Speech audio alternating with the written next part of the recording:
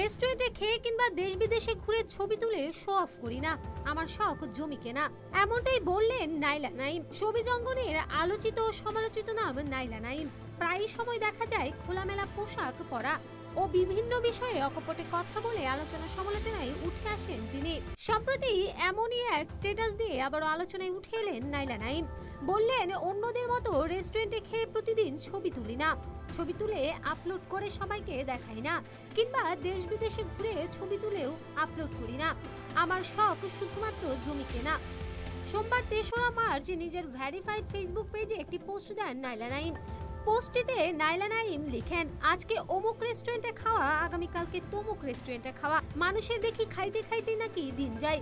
আর আমাকে যারা চেনেন তারা খুব ভালো করেই জানেন শো অফের মধ্যে আমি একেবারেই নেই। আমার ভালো লাগলে আমি লাখ টাকা মানুষ বিড়াল কুকুর যার পিছনে ইচ্ছা তারই পেছনে খরচ করব, আবার প্রয়োজনে না খেয়ে থাকবো।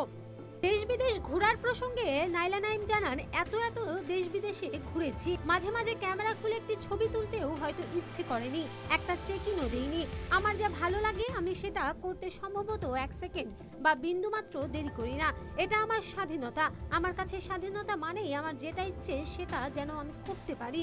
এরপর নাইলা নাইম লিখেন, শখ এবং অহংকারের মধ্যে আমি নেই, তবে আমি একটা জিনিসের পাগল, সেটা হচ্ছে জমি কেনা। ঠিকঠাক জমি পাইলে সেটা কেনার জন্য আমার মাথা চরকির মতো ঘুরতে থাকে।